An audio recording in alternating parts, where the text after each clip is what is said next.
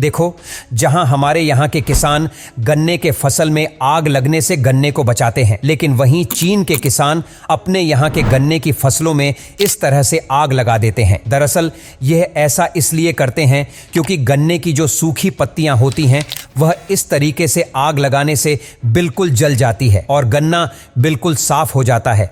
उसके बाद इन गन्नों को फैक्ट्री में लाया जाता है, जहां पर यह वर्कर अच्छे से गन्ने की सफाई करते हैं और उसके बाद इन गन्नों का गुण बना लिया जाता है, जिससे इन्हें काफी ज्यादा प्रॉफिट होता है। जब किसान अपने आप कपास के पौधों से कपास को निकालते हैं तो कपास को निकालने में काफी वक्त लगता है, इसलिए चीन और अमेरिका में इस मशीन का इस्तेमाल किया जा रहा है। यह मशीन फुली ऑटोमेटिक होती है। यह काफी अच्छी तरीके से और जल्दी जल्दी कपास के पौधों से कपास को निकालती रहती है और निकालने के साथ साथ कपास के बंडल भी बनाती रहती है, जिसके बाद यह किसान इन बंडलों को उठाकर ट्रॉली में लोड कर लेते हैं और मार्केट में बेचने के लिए भेज देते हैं। अमेरिका का रहने वाला यह आर्टिस्ट दुनिया के सबसे बेहतरीन आर्टिस्ट में से एक है, क्योंकि यह कागज की मदद से इतनी रियलिस्टिक आर्ट बना देता है जिसे जब कोई इंसान पहली बार देखता है तो उसे यह आर्ट बिल्कुल असली दिखाई देती है और इसी के लिए इसकी काफी ज्यादा तारीफ होती है। देखो, बरसात के मौसम में जापान के लोग इस शू कवर का इस्तेमाल करते हैं। इसे आपको अपने जूतों पर पहनना होता है और इसे पहनने के बाद आप कीचड़ में भी जा सकते हो, क्योंकि यह शू को बिल्कुल नया का नया ही रखता है। और जो लोग बरसात के मौसम में ज्यादा बाहर जाते हैं उनके लिए यह शू कवर बिल्कुल परफेक्ट है। देखो, यह है दुनिया का सबसे सुंदर मोर, जिसे देखने के लिए नसीब लगता है।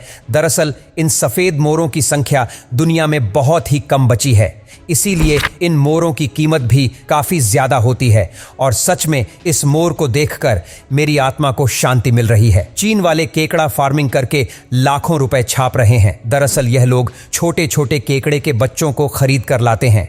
इसके बाद इन केकड़ों को यह लोग धान की फसल में छोड़ देते हैं, जिससे यह केकड़े धान में होने वाले सभी कीड़ों को खा जाते हैं और धान में कीटनाशक दवा भी नहीं डालनी होती है। और जब धान पक जाते हैं तब यह लोग इन केकड़ों को बाहर निकाल लेते हैं और मार्केट में बेच देते हैं, जिससे इन्हें 2 गुना प्रॉफिट होता है। देखो, यह आदमी सिर्फ कांच तोड़कर महीने के लाखों रुपए कमा लेता है। यह कांच को सिर्फ ऐसे ही नहीं तोड़ता है, बल्कि कांच को तोड़ तोड़कर एक बेहतरीन सी पेंटिंग बनाता है, जिसकी कीमत लाखों में होती है। और यह इतनी महंगी इसलिए होती है क्योंकि इस आर्ट को बनाने में काफ़ी दिमाग और मेहनत लगती है। अगर गलती से भी कांच किसी गलत जगह से टूट जाए तो यह आर्ट खराब हो जाती है, जिसे फिर से बनाना पड़ता है। इसीलिए इन पेंटिंग्स की कीमत इतनी ज्यादा होती है। यह रेस्टोरेंट जापान का है, जहां पर दुनिया की सबसे बड़ी सर्विंग टेबल है, जिस पर 700 से भी ज्यादा अलग अलग तरह के पकवान सर्व किए जाते हैं, जिन्हें आप इस टेबल पर चढ़कर खा सकते हो। और आप इसी बात से अंदाजा लगा लीजिए कि यह टेबल कितनी ज्यादा बड़ी होगी। चीन के अंदर यह फूड काफी ज्यादा फेमस है। इसे गोल गोल घुमाने पर इसके अंदर से कैंडी निकलती है। इसका नाम स्वीट फ्रूट कैंडी है, जिसे फल के द्वारा बनाया जाता है। खाने में यह काफी ज्यादा मीठा होता है, इसीलिए चीन के लोग इस फल को खाने के लिए बिल्कुल उतावले रहते हैं। और इन लोगों का मानना है कि इस फ्रूट में कई तरह के पोषक तत्व होते हैं जो हमारी बॉडी के लिए काफी ज्यादा फायदेमंद होते हैं।